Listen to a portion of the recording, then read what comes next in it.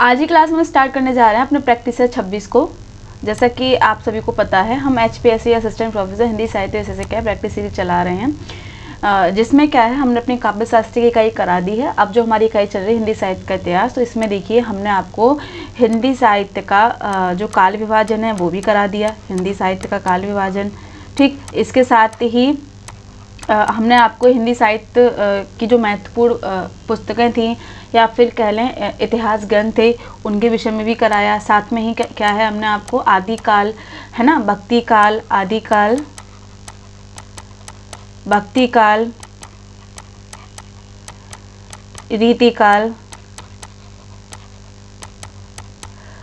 आदि से संबंधित क्या है महत्वपूर्ण प्रश्न कराए। देखिए यहाँ पर एक चीज़ आपको ध्यान रखनी है कि भले ही हमने जो नाम दिया है HPSC असिस्टेंट प्रोफेसर का, लेकिन आप देखिए इसमें वही यूनिट हैं जो आपके UGC नेट में रखी हुई हैं, ठीक है।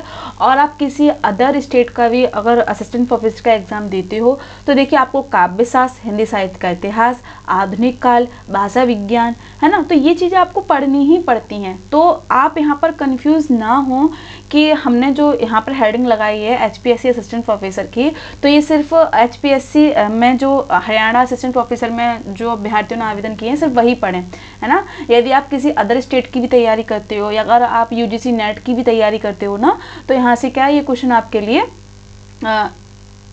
मदद करेंगे, ठीक है।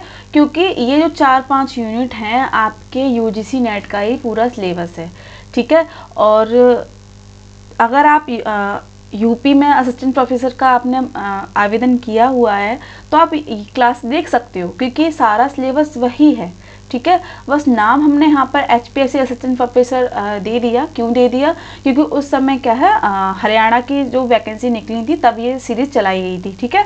लेकिन इसमें प्रश्न वही हैं जो आपके UGC नेट में है, चाहे आपका MP का असिस्टेंट प्रोफेसर का एग्जाम हो, राजस्थान का हो, ठीक है, उत्तराखंड का हो, किसी भी स्टेट का हो, हिंदी विषय से, ठीक है, हिंदी साहित्य विषय से, तो सारी जो यूनिट हैं 4-5 यूनिट वो आपके नेट में लगी हुई हैं और यही सिलेबस रहता है, ठीक है। 5 यूनिट आपकी कहीं नहीं जाती हैं।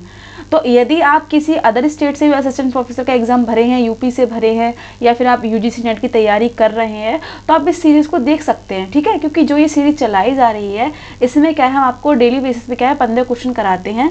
15 क्वेश्चन में भी देखिए जो आपको 4 ऑप्शन दिए जाते हैं, तो उसके साथ जो महत्वपूर्ण कथन होते हैं या फिर कह लें महत्वपूर्ण बिंदु होते हैं, उस संबंध में भी क्या है आपको बताया जाता है। तो 15 क्वेश्चन के साथ आप ये समझ लीजिए कि 50 क्वेश्चन आपको यहाँ पर कराए जाते हैं एक ही क्लास में, ठीक है। जब हम एक ही क्वेश्चन में 4-5 चीज़ें जान लेंगे तो सीधी सी बात है 50 क्वेश्चन भी प्लस हो जाते हैं। तो आपके जो 15 क्वेश्चन हैं 50 क्वेश्चन के बराबर रहते हैं, ठीक है। तो इसीलिए यदि आप UGC नेट की तैयारी कर रहे हैं, ठीक है, किसी भी अदर स्टेट में असिस्टेंट प्रोफेसर की तैयारी कर रहे हैं, सेंट्रल यूनिवर्सिटी में की तैयारी कर रहे हैं, अगर आप PhD एंट्रेंस की तैयारी कर रहे हैं, तो आप ये सीरीज़ देख सकते हैं, ठीक है, ये आपके लिए बेनिफिट होगी, ठीक है। तो चलते हैं अपनी क्लास की तरफ। तो जैसा कि मैंने आपको बताया कि हमने क्या है काव्य शास्त्र की इकाई आपको पूरी करा दी है, ठीक है। अब जो हमारी इकाई चल रही है हिंदी साहित्य का इतिहास, इसमें देखिए हमने आपको आदिकाल, रीतिकाल, भक्तिकाल ये सारी चीज़ें करा दी, ठीक है। अब जो हमारी क्लासेस चल रही हैं किस संबंध में है, आधुनिक काल के संबंध में, ठीक है। तो आधुनिक काल में देखिए मैंने आपको भारतेंदु युग से संबंधित महत्वपूर्ण प्रश्न कराए, ठीक। उसके साथ ही मैंने आपको द्विवेदी युग से संबंधित महत्वपूर्ण प्रश्न कराए। और पिछली क्लास में क्या हमने छायावाद को स्टार्ट कर दिया था, ठीक है। तो छायावाद के जो प्रवर्तक हैं, जैसा कि मैंने आपको बताया कि किन विद्वान ने किसे माना, तो उस विषय में मैंने आपको करा दिया। अब जो हमारी क्लास होगी वो छायावाद पर ही आधारित होगी, जिसमें क्या है महत्वपूर्ण कथनों के विषय में चर्चा करेंगे। और ये कथन आपके किसी ना किसी एग्जाम में, चाहे आपका UGC नेट का हो, PhD का कोई एंट्रेंस एग्जाम हो, किसी भी यूनिवर्सिटी का, चाहे सेंट्रल हो, स्टेट हो, अगर आप एंट्रेंस मांगा जाता है, ठीक है, तो वहाँ पर क्या है ये क्वेश्चन देखने को मिलते हैं। ध्यान रखेंगे इस चीज़ को, ठीक। वहीं आपका किसी भी स्टेट का एग्जाम हो, कथन आप एग्जाम पैटर्न देख लीजिए, अब कथन से क्या ज़्यादा प्रश्न आ रहे हैं, ठीक है। तो हम प्रश्न भी उसी तरीके से तैयार कर रहे हैं जिनकी संभावना एग्जाम में आने की रहती है या जो किसी ना किसी एग्जाम में पूछे गए हैं। समझ रहे हैं बात को? तो चलते हैं हम अपने पहले प्रश्न की ओर। तो देखते हैं क्या कह रहा है हमारा पहला प्रश्न। कथन से ही जैसे मैंने आपको कहा कि कोशिश हमारी यही कि ज़्यादा से ज़्यादा आपको कथन कराएं, ठीक है। तो जैसे यहाँ पे लिखा है कि छायावाद स्थूल के प्रति सूक्ष्म का विद्रोह नहीं रहा। ध्यान से देखेंगे, वरन थोथी नैतिकता, रूढ़िवाद और सामंती साम्राज्यवाद बंधनों के प्रति विद्रोह रहा, परंतु यह विद्रोह मध्यम वर्ग के तत्वाधान से हुआ था, इसलिए उसके साथ मध्य वर्गीय असंगति, पराजय और पलायन की भावना भी जुड़ी हुई है। देखिए अब आपको समझ आ ही रहा होगा, जैसे मैंने आपको बताया छायावाद के संबंध में आपको प्रश्न करा रहे हैं, तो इसमें क्या है, छायावाद क्या है, तो उस विषय में विद्वान ने अपने अपने मत रखे और अपने शब्दों के माध्यम से क्या है, विचारधारा का निर्माण किया।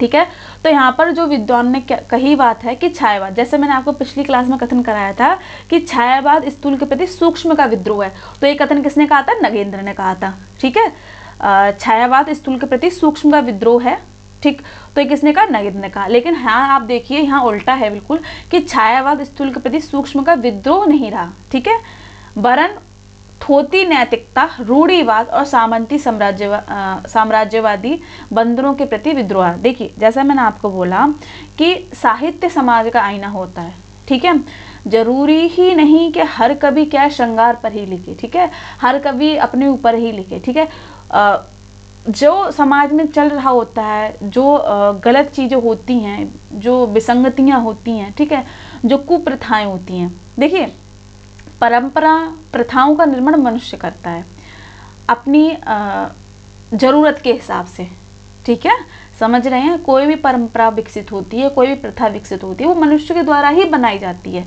और क्यों बनाई जाती है, क्योंकि उसकी वो ज़रूरत होती है, ठीक है। एक हम ऐसे कह लें कि एक हम लिमिट तैयार करते हैं, कि ये सारी बाउंड्री तैयार करते हैं कि इस बाउंड्री में रहना है और ये सारी चीज़ें करनी है। जैसे कि आप कॉलेज जाते हो, ठीक है, आप स्कूल जाते हो, छोटे बच्चे जब स्कूल जाते हैं तो आप देखते होंगे कि उनका जो टाइम टेबल होता है, ठीक है, अनुशासन में रहना सिखाया जाता है। समझ रहे हैं, ध्यान से समझेंगे पहले बात को, तो अनुशासन में रहना सिखाया जाता है कि अब आपकी बेल बजेगी, आपको प्रार्थना करनी है, यानी कि आपको हॉल में जाना है, उसके बाद आपका फर्स्ट पीरियड लगेगा, तो आपका जो चाहे आपका हिंदी का हो, इंग्लिश का हो, किसी भी सब्जेक्ट का हो, तो आपको इस संबंध में पुस्तकें पढ़नी है, ठीक है। उस समय ना तो आपको शोर मचाना है, ना उस समय आपको खाना खाना है, ठीक है, खाना खाने के लिए आपके लिए अलग बेल बजेगी। तो ये क्या है, एक बाउंड्री तो तैयार की गई है कि अनुशासन में हम कैसे रखें। ठीक उसी प्रकार जो परंपराएं होती हैं, ध्यान रखेंगे, समझेंगे पहले कि जो परंपराएं होती हैं, जो प्रथाएं होती हैं, वो क्यों बनाई गई, प्रथाएं क्यों बनाई गई, क्योंकि समाज को क्या है, एक लिमिट में रखना, ठीक है, समाज में जो मनुष्य है उसको अनुशासन में रखना। देखिए कभी कभी कड़ा अनुशासन भी क्या है, भयानक हो जाता है, ये तो आप सब लोग जानते होंगे ना।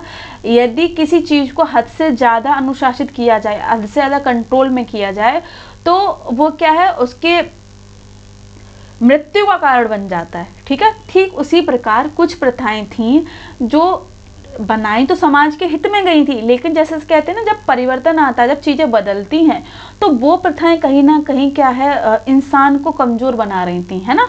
तो वही बात है कि कहते हैं कि परंपराएं प्रथाएं हमारे बुजुर्गों ने बनाई। देखिए उस समय जो परिस्थिति थी उन्होंने बना दी, ठीक है, अब परिस्थिति चेंज हो गई हैं, तो प्रथा और परंपराएं भी चेंज होनी चाहिए। वहीं यहाँ पर जो विद्वान है उन्होंने ये कहा कि छायावाद स्थूल के प्रति सूक्ष्म का विद्रोह नहीं रहा, बल्कि जो रूढ़िवादी, थोती नैतिकतावादी जो परंपराएं हैं, उनके जो बंधन है, ठीक है, जो सामंती सोच है। आप एक चीज़ और ध्यान रखेंगे, प्रथाएं परंपराएं ज़्यादातर आप देखिए जो पूंजीवादी व्यक्ति होते हैं, या जो उच्च श्रेणी पर जो व्यक्ति रहते हैं, हालांकि उच्च और मध्यम और निम्न होता कुछ नहीं है, ये एक समाज की एक धारणा बना ली गई है।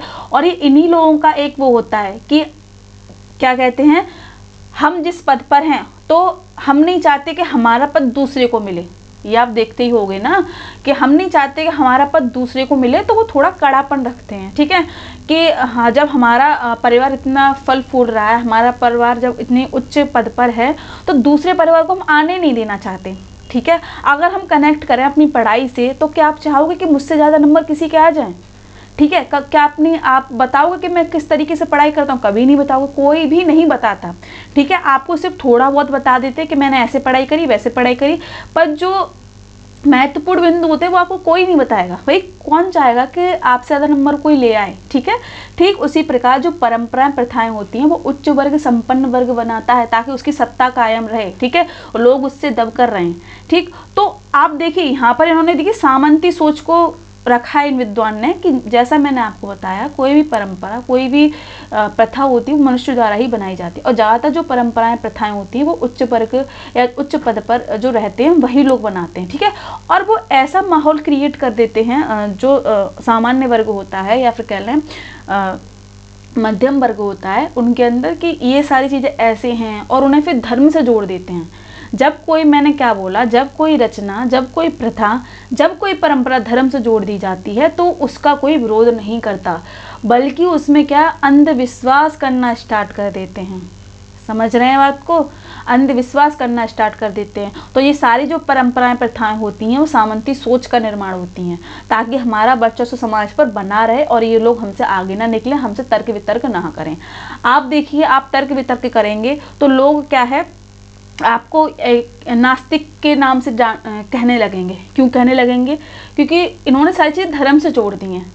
अगर इनके पास तर्क का जवाब देने के लिए कुछ नहीं होता है तो ये फिर क्या है, सीधे उसे धर्म पर टारगेट करते हैं, और जो समाज के जो और लोग हैं जो इस चीज़ में अंधाधुंध विश्वास रखते हैं वो तर्क नहीं सुनते, ठीक है। तो जैसा कि विद्वान ने यहाँ लिखा कि सामंती साम्राज्यवादी बंधनों के प्रति विद्रोह रहा। अब देखिए, जो व्यक्ति जागरूक होता है, ठीक है, जो व्यक्ति जागरूक होता है वो तो विद्रोह करेगा, है ना। विद्रोह का तात्पर्य क्या है? तर्क वितर्क करना, कि आप सिद्ध तो कीजिए कि आपने जो परंपरा बनाई, जो आप प्रथा बनाई, वो किस चीज़ में अच्छी है और किस चीज़ में बुरी।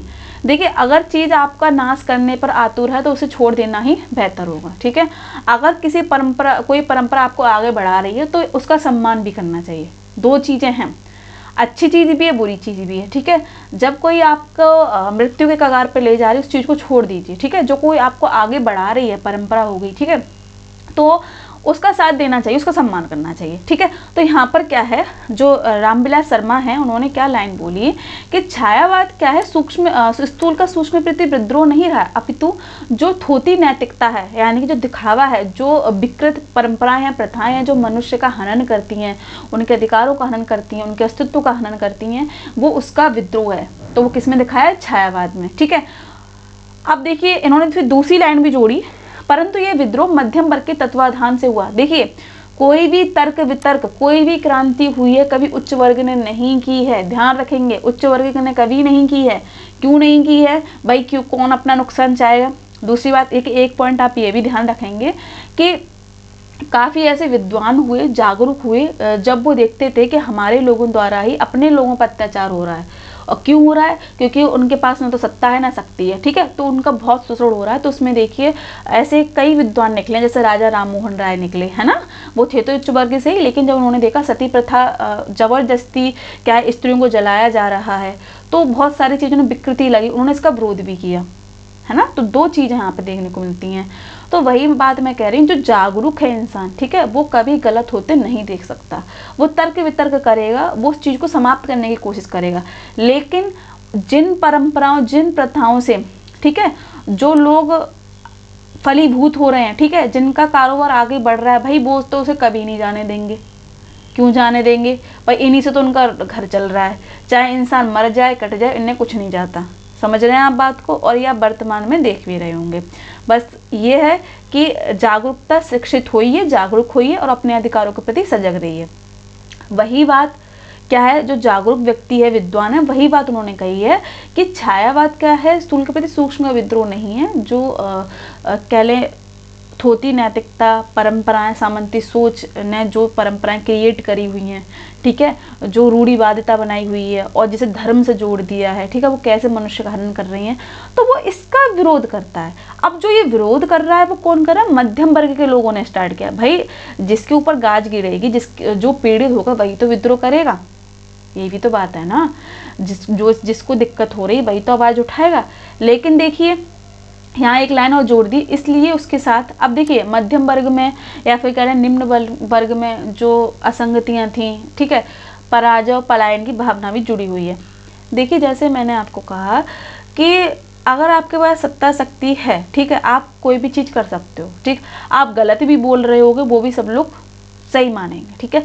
आप अगर सही के खिलाफ आवाज़ उठा रहे हो, ठीक है, सही बोल रहे हो, और अपने साथ जो अन्याय हो रहा है आवाज़ उठा रहे हो, आपकी आवाज़ नहीं सुनी जाएगी।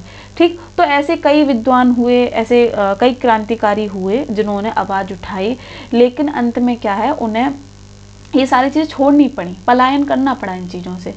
क्योंकि कहीं ना कहीं देख सकते हैं कि जब आपके पास आपका साथ देने के लिए कोई चीज़ नहीं होती है, किसी का हाथ आपके ऊपर नहीं होता जो सत्ता में है, आपकी आवाज़ दबा दी जाती है। तो ये बात रामविलास शर्मा ने यहाँ पर कही है, जिसे मैंने आपको डिटेल में समझाया।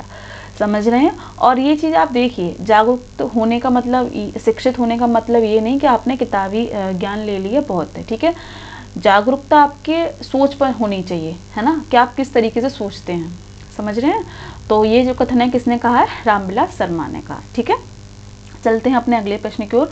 अगला प्रश्न भी देखिए कथन से है, तो देख लेते हैं कि छायावाद उस राष्ट्रीय जागरण की अभिव्यक्ति है जो एक और पुरानी रूढ़ियों से मुक्ति चाहता है और दूसरी ओर विदेशी पराधीनता से। देखिए वही बात लिखी, हर विद्वान ने वही बात बोली कि छायावाद क्या है। जैसे मैंने आपको बताया कि रीति काल में श्रृंगार की रचनाएं लिखी जा रही थी, उसके बाद जो काल आया आधुनिक काल में देखिए आपको हर युग में राष्ट्र प्रेम मिलेगा। ठीक है, हर युग में जागरूकता मिलेगी, बस थोड़ा चेंज देखने को मिलेगा, लैंग्वेज में मिलेगा और वैज्ञानिकता में मिलेगा और भावों में मिलेगा। ठीक है, भारतेंदु आपने देख लिया युग, द्विवेदी युग देख लिया। छायावाद युग में देखिए क्या है, छायावाद युग में सबसे महत्वपूर्ण राष्ट्रीय जागरण तो रहेगा ही रहेगा। दूसरी बात इन्होंने देखिए क्या है, जो परंपराएं थी, ठीक है, जो कुत्सित परंपराएं थी जो मनुष्य का हनन कर रही थी, उस पर उन्होंने लिखा कि इन सारी चीज़ों को तोड़ना चाहिए।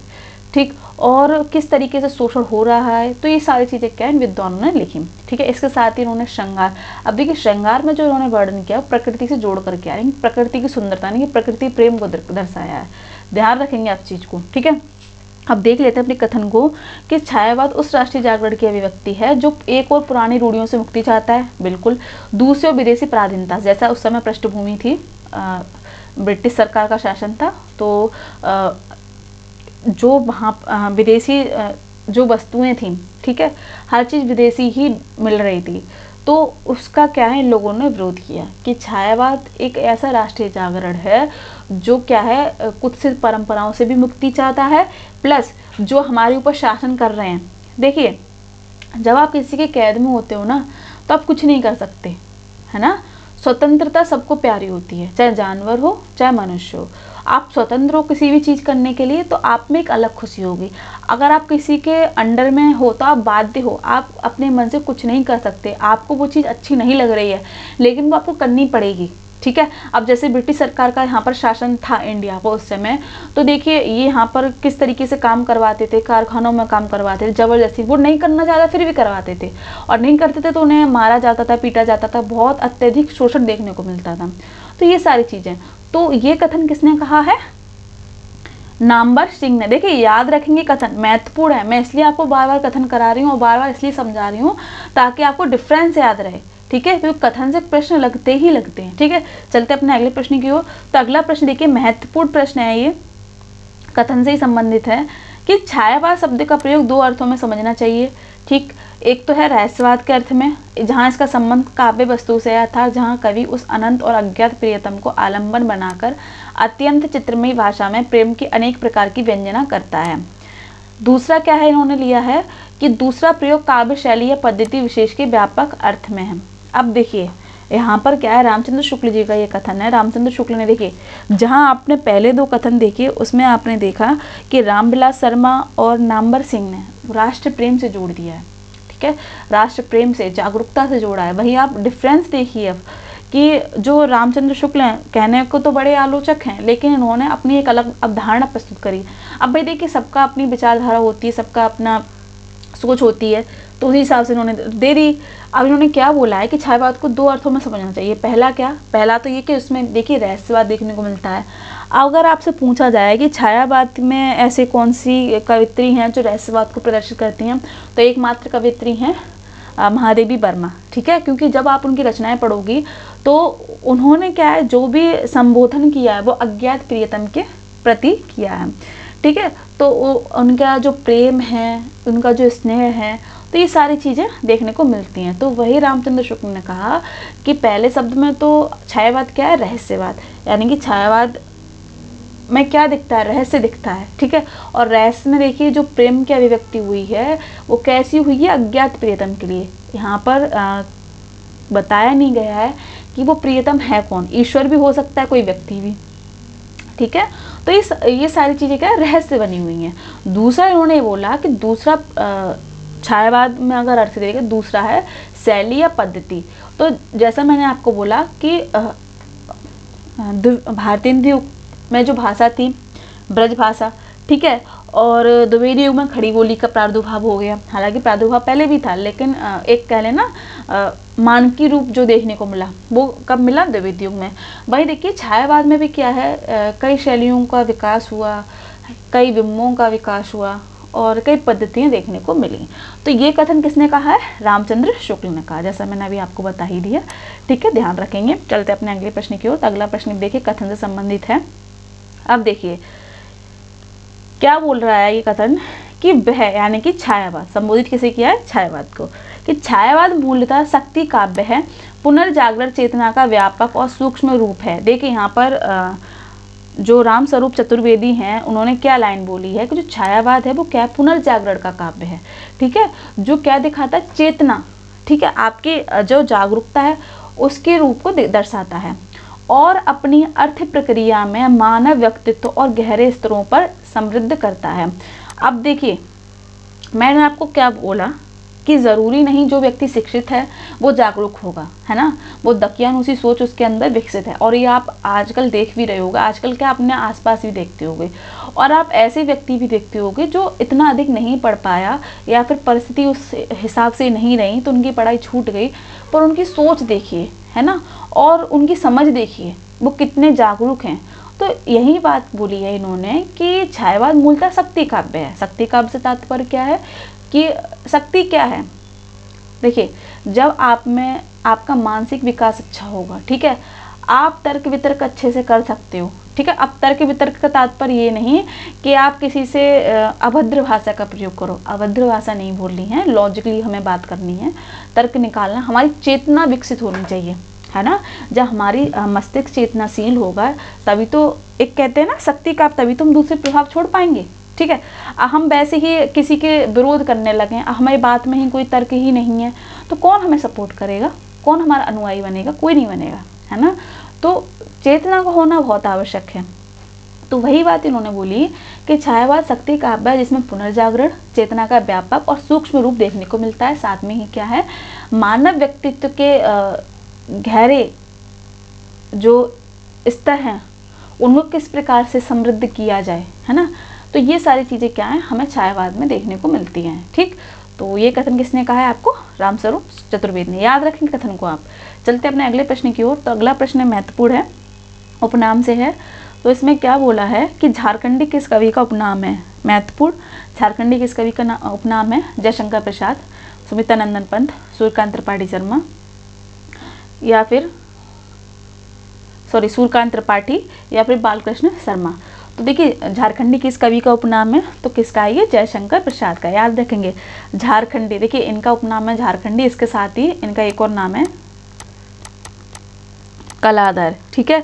तो इन्होंने देखिए कलाधर नाम से क्या है, रचनाएं भी लिखी। कौन सी रचना लिखी है इन्होंने, सावन पंचक, सावन पंचक, ध्यान रखेंगे, ठीक है। वहीं अगर हम बात करें सुमित्रानंदन पंत की, तो देखिए इनका जो और नाम है वो क्या है, गोसाई दत्त, गोसाई दत्त है, ठीक है। सूर्यकांत त्रिपाठी जी का नाम तो आप जानते होंगे, निराला, ठीक है। बालकृष्ण शर्मा को नवीन नाम से जाना जाता है, याद रखेंगे, उपनाम पूछ लिए जाते हैं, ठीक। अगर हम बात करें जयशंकर प्रसाद के विषय में, तो देखिए जयशंकर प्रसाद का जन्म कब हुआ, आपको सन भी याद होनी चाहिए, 1889 में, मृत्यु हो गई थी 1937 में, ठीक। तो इनके अगर हम बात करें माता पिता की, तो इनकी माँ कौन थी, मुन्नी देवी, मुन्नी देवी, और पिता देवी प्रसाद, याद रखेंगे, ठीक है। और एक चीज़ और याद रखेंगे, जैसे मैंने आपको प्रवर्तक बताया था कि छायावाद के प्रवर्तक किसे किसे माना जाता है, किन किन विद्वानों किसे माना है। तो देखिए जयशंकर प्रसाद को किसने माना है, इलाचंद्र जोशी ने, याद रखेंगे, रिवाइज करा रही हूँ मैं आपको। इलाचंद्र जोशी ने क्या है, इन्हें छायावाद का प्रवर्तक माना है, छायावाद का प्रवर्तक माना है। ठीक है, ध्यान रखेंगे। ठीक, चलते हैं हम अपने अगले प्रश्न की ओर। तो देखिए अगला प्रश्न है कि छायावाद के बृहत्तरई में कौन शामिल नहीं है, महत्वपूर्ण। देखिए अगर हम बात करें कि छायावाद के चार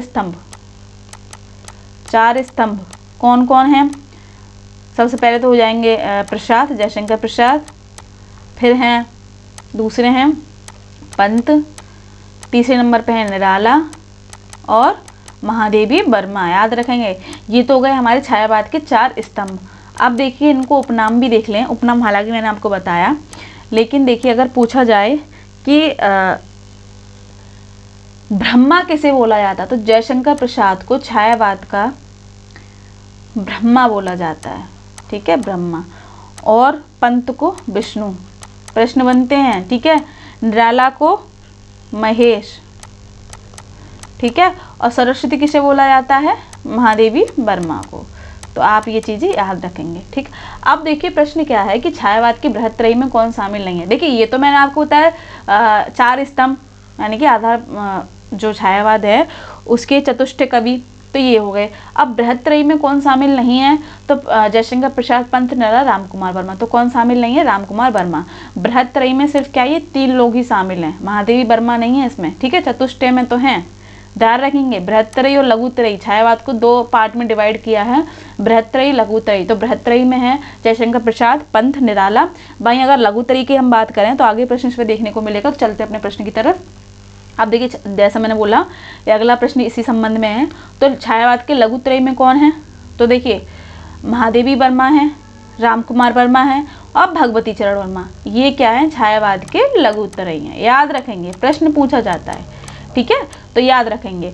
ठीक, तो इसमें इस प्रश्न क्या बनता है कि छायावाद के लघुतरई में कौन शामिल नहीं है, तो माखनलाल चतुर्वेदी शामिल नहीं है। ठीक है, तो ऑप्शन सही होगा हमारा डी। बाकी लघुतरई में 3 विद्वान शामिल है, रामकुमार वर्मा, महादेवी वर्मा, भगवती चरण वर्मा। ठीक, चलते अपने अगले प्रश्न की ओर। तो अगला प्रश्न देख लीजिए कि जयशंकर प्रसाद की पहली कविता है, महत्वपूर्ण प्रश्न है, कविता पूछी है, ध्यान रखेंगे। क्या पूछी है, कविता पूछी है, काव्य संग्रह नहीं पूछा है। तो आपको क्या है यहाँ पर बताना है। तो क्या है, सावन पंचक, प्रथम प्रभात, प्रेम पथिक या चित्राधार। तो देखिए जयशंकर प्रसाद की पहली कविता क्या है, सावन पंचक। सावन पंचक जो कब लिखी गई, सन 1906 ईस्वी में लिखी गई। और किस नाम से लिखी इन्होंने, कलाधर। ठीक है, और ये किस पत्रिका में प्रकाशित हुई, भारतेंदु। देखिए याद करनी है, एक पॉइंट हमें देखना है, भारतेंदु पत्रिका। ठीक है, अगर हम बात करें इन चारों ऑप्शन की, तो देखिए सावन पंचक तो इनकी हो गई है पहली पत्रिका, सॉरी पहली कविता। और प्रथम प्रभात, प्रेम पथिक या फिर कह लें चित्राधार, तो ये किन की कृतियाँ, ये भी क्या है, जयशंकर प्रसाद की कृतियाँ हैं। ध्यान रखेंगे सारी चीज़ें। ठीक है, आप देखिए एक प्रश्न बनता है कि जयशंकर प्रसाद का कौन सा काव्य चंपू काव्य कहलाता। देखिए इनकी एक रचना है उर्वशी, उर्वशी। ठीक है, जिसे क्या है, चंपू काव्य बोला जाता है। क्या बोला जाता है, चंपू काव्य बोला जाता है। ठीक, चलते अपने अगले प्रश्न की ओर। तो अगला प्रश्न देख लीजिए कि खड़ी बोली में लिखा गया जयशंकर प्रसाद का पहला काव्य संग्रह कौन सा है। अब देख खड़ी बोली में पूछा है इन्होंने, तो लहर है, आंसू है, कानन कुसुम है, झरना। तो देखिए ये चारों रचना ही जयशंकर प्रसाद की है, लेकिन हमें काव्य संग्रह देखना है खड़ी बोली में। तो कौन सा है वो, कानन कुसुम, कानन कुसुम। ध्यान रखेंगे इस चीज़ का। ठीक, अगर हम बात करें टाइम पीरियड की, तो देखिए ये 1913 ईस्वी में प्रकाशित हुआ। ठीक, याद रखेंगे। ठीक है, चलते अपने अगले प्रश्न की ओर। तो अगला प्रश्न है हमारा कि हिंदी का मेघदूत किस रचना को कहा जाता है। ठीक है, हिंदी का मेघदूत किस रचना को कहा जाता है। ऑप्शन है आंसू, कामायनी, झरना, सरोज, स्मृति। तो देखिए सबसे पहले हम सन देख लेते हैं। सबसे पहले आंसू की सन कितनी है, ये सन 1925 में लिखा गया, क्या कह रहे हैं, प्रकाशित हुआ। कामायनी आपका 1935, ठीक है। झरना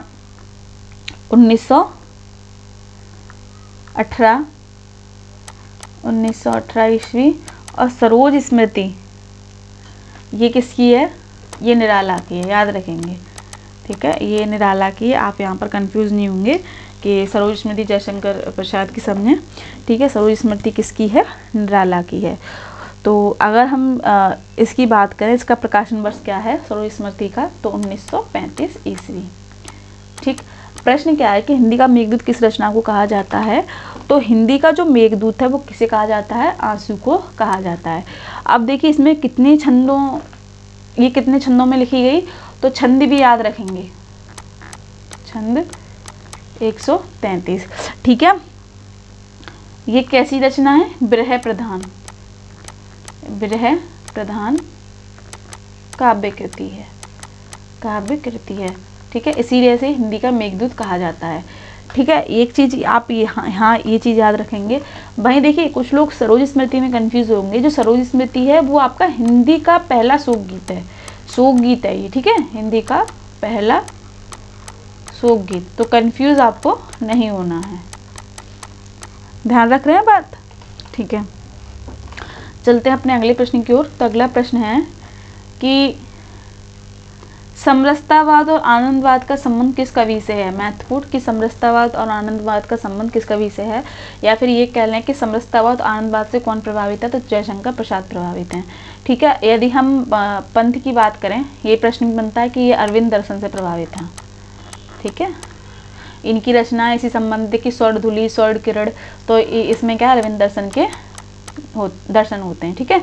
निराला किससे हैं, अद्वैतवाद से, अद्वैतवाद, ठीक है। और महादेवी वर्मा बौद्ध धर्म से प्रभावित हैं, ये बौद्ध दर्शन से, ध्यान रखेंगे इस चीज़ को आप, ठीक है। प्रश्न बनते हैं, चलते हैं अपने अगले प्रश्न की ओर। तो अगला प्रश्न है कि कामायनी को छायावाद का उपनिषद किसने कहा। महत्वपूर्ण प्रश्न है कि कामायनी को छायावाद का उपनिषद किसने कहा। सबसे पहले देख लेते हैं जो कामायनी, उसकी डेट कितनी है, 1935 ईस्वी, ठीक है। अगर इसे कितने सर्गों में विभाजित किया गया, 15 सर्गों में, ये भी याद रखना है आपको, पूछ लिया जाता है कितने सर्गों में, 15 सर्गों में। तो एक बार 15 सर्गों को देख लेते हैं। तो पहला जो सर्ग है चिंता, ध्यान रखने, सीरियल से याद करना है, चिंता, आशा, चिंता, आशा, श्रद्धा, ये तीसरा सर्ग है, पूछा जाता है, ठीक है। काम, चौथा सर्ग काम, पांचवा सर्ग है वासना, काम वासना, छठा सर्ग है लज्जा, लज्जा, सातवां है कर्म, ठीक है। ईर्ष्या, आठवां ईर्ष्या, और नवां है ईड़ा, ठीक है। ईड़ा किसका प्रतीक है, बुद्धि का, किसका प्रतीक है, बुद्धि का, याद रखेंगे, ठीक है। और नायिका कौन है, कामायनी की श्रद्धा, ये है नायिका, याद रखेंगे, ठीक है। और नायक कौन है कामायनी के, तो नायक हैं मनु, मनु, ठीक। तो कहाँ पर थे हम, एड़ा आपका नवा सर्ग है, और 10वां सर्ग है आपका स्वप्न, स्वप्न, और संघर्ष आपका 11वां सर्ग है, संघर्ष, संघर्ष, निर्वेद आपका 12वां सर्ग है, निर्वेद, निर्वेद, दर्शन 13, रहस्य 14वां सर्ग है, रहस्य 14वां सर्ग, और आनंद। तो आप ये सीरियल से याद रखेंगे, क्योंकि देखिए पूछ लिया जाता है कि कामायनी का दूसरा सर्ग का नाम क्या है, तो क्या है, आशा। तो एक बार याद कर ले कि चिंता, आशा, श्रद्धा, काम, वासना, लज्जा, कर्म, ईर्ष्या, एड़ा, स्वप्न, संघर्ष, निर्वेद, दर्शन, रहस्य, आनंद, याद रखेंगे, ठीक है। चिंता, आशा, श्रद्धा, काम, वासना, लज्जा, कर्म, ईर्ष्या, एड़ा, स्वप्न, संघर्ष, निर्वेद, दर्शन, रहस्य और आनंद, ठीक है। जैसा मैंने यहाँ पर आपको बताया कि इसके नायक कौन है, मनु है, नायिका कौन है, श्रद्धा है, ठीक है। और इड़ा कौन है, ये बुद्धि की प्रतीक हैं, ठीक। और कुमार कौन है, ये कुमार कौन है, ये मनु और श्रद्धा का पुत्र, जिसे मानव भी बोला है, ठीक है, मानव नाम से भी संबोधित किया गया है। यहाँ पर आपको 3-4 चीज़ें क्लियर हुई, ठीक है। अगर हम बात करें कि देखिए मन का प्रतीक कौन है यहाँ पर, तो कौन है, मनु, ठीक है, ये मन के प्रतीक हैं। श्रद्धा किसका प्रतीक है, श्रद्धा किसका प्रतीक है, ये हृदय का प्रतीक है। बुद्धि का मैंने आपको बता ही दिया कि ईड़ा प्रतीक है, ठीक है। और मानव के कुमार किसके प्रतीक है, कुमार मानव का है, ठीक है। तो ये चीज़ आपको याद रखनी है, कब पूछे जाते हैं, ठीक है। तो जो हमारा प्रश्न था कि कामायनी को छायावाद का उपनिषद किसने कहा, तो किसने क्या कहा है, शांति प्रिय द्विवेदी ने। तो आप यहाँ पर देखिए, आपको हमने कम से कम 5-6 चीज़ें यहीं पे बता दी। सबसे पहले कि इसकी समयावधि आपको बता दी कि 1935 में प्रकाशित हुई। इसके रचनाकार जयशंकर प्रसाद हैं, ये तो आप सभी को पता ही है, ठीक है। 15 सर्गों में विभाजित है, सर्ग के नाम भी लिख दिए, आपको याद करना है। और जो नायक नायिका कौन है, ठीक है, और क्या प्रतीक है उनके, ये भी आपने यहाँ पर जाने, ठीक। तो चलते हैं हम अपने अगले प्रश्न की ओर। अगला प्रश्न देखते हैं कि निराला की पहली कविता कौन सी है, कि निराला की पहली कविता कौन सी है।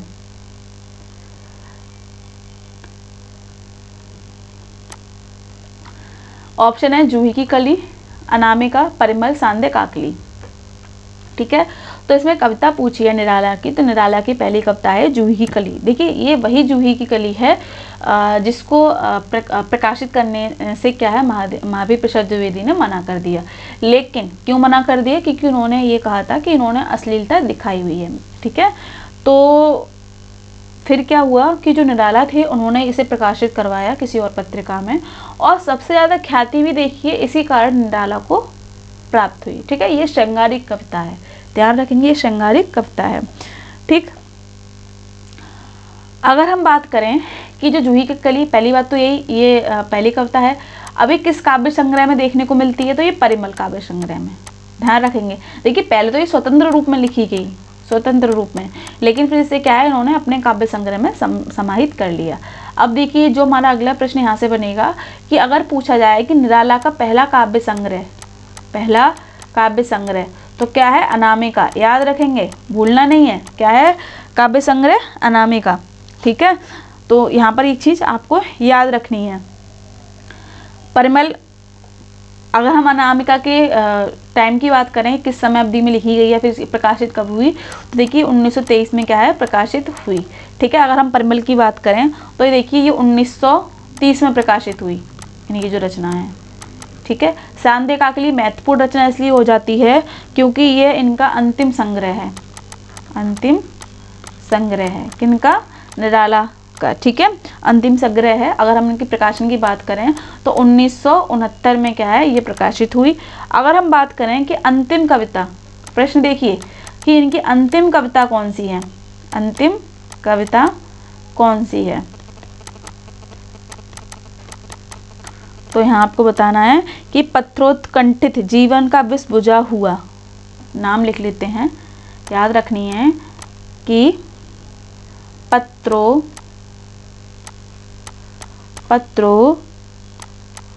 पत्रोत्कंठित जीवन का विष, जीवन का विष बुझा हुआ है, याद रखेंगे, ये इनकी अंतिम कविता है, ठीक है। मैंने ऐसा आपको बता ही दिया कि जो सरोज स्मृति है वो इनकी पुत्री सरोज के ऊपर लिखी गई है, यहाँ लिख देती हूँ मैं आपको, सरोज स्मृति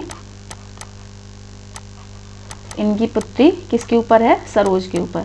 तो सरोज की जब मृत्यु हो गई थी तब क्या है, इन्होंने सरोज को याद करते हुए, अब अपनी बेटी को याद करते इस रचना को लिखा। ऐसा कहा जाता है कि इनकी जो पत्नी है उनका देहांत जब सरोज छोटी थी तभी हो गया था, तो अपनी बेटी के कारण क्या है, निराला ने दूसरी शादी नहीं की, है ना। तो ये अपनी बेटी से ज़्यादा स्नेह करते थे, और जब उनकी मृत्यु हुई इनकी बेटी की, तब एक तरीके से ये टूट गए, क्योंकि देखिए इनका जो जीवन रहा संघर्षमय रहा है, ठीक है, आर्थिक संघर्ष, ठीक है। फिर इनका जो वैवाहिक जीवन था वो भी इतना अच्छा नहीं रहा, उनकी पत्नी का देहांत हो गया, उस समय टूटे। फिर सबसे ज़्यादा इन्हें दुख हुआ अपनी बेटी के जाने का, तो बेटी के गम में ही, उस शोक में ही क्या है, इन्होंने अपनी बेटी पर क्या है, ग्रंथ की रचना कर डाली, और उसे क्या है, हिंदी का पहला शोक गीत कहते हैं, शोक गीत कहते हैं, हिंदी का पहला शोक गीत है, पहला, याद रखेंगे, ठीक है, सन भी याद रखेंगे, 1935। अगर पूछ लिया जाए कि ये किस संस्करण में है, तो ये अनामिका के दूसरे संस्करण में है। ठीक है, अनामिका का दूसरा संस्करण, ठीक है, उसमें ये रचनाएं देखने को मिलती हैं, ध्यान रखेंगे। ठीक, चलते अपने अगले प्रश्न की ओर। तो अगला प्रश्न है कि हिंदी में मुक्त छंद के प्रवर्तक माने जाते हैं, तो कौन है? निराला, पंत, रामकुमार वर्मा, मैथिलीशरण गुप्त। तो कौन है? निराला। ठीक है, चलते अपने अगले प्रश्न की ओर। तो अगला प्रश्न कथन से है कि मनुष्य की मुक्ति की तरह कविता की भी मुक्ति होती है, यह किसने कहा? तो जैसा भी आपने समझा कि किसने कहा होगा, ये निराला ने। निराला ने क्या बोला कि जिस तरीके से मनुष्य को स्वतंत्रता प्यारी होती है, ठीक उसी प्रकार से क्या है, कविता भी स्वतंत्र रूप में होनी चाहिए। अब आप कविता में कोई नियम बना दो कि इस छंद का प्रयोग होना चाहिए, उस छंद का प्रयोग होना चाहिए, ये अलंकार होना चाहिए, वो अलंकार होना चाहिए, तो वो सादगी नहीं रहती जो होनी चाहिए। ठीक है, जरूरी ही नहीं कि हर जगह तुकबंदी ही अच्छी लगे, कुछ जगह क्या होता है कि सीधी सी बात भी बहुत अधिक प्रभाव करती है। तो यहीं पे जो निराला है वो लाइन बोलते हैं कि कविता में कोई भी बंधन अगर होगा तो जो भाव आने चाहिए वो भाव नहीं आएंगे। ठीक है, तो वो चीज़ लिख ही नहीं पाएगा कभी। ठीक है, तो जिस प्रकार से क्या है मनुष्य को स्वतंत्रता चाहिए, उसी प्रकार से क्या है कवि को भी स्वतंत्रता चाहिए।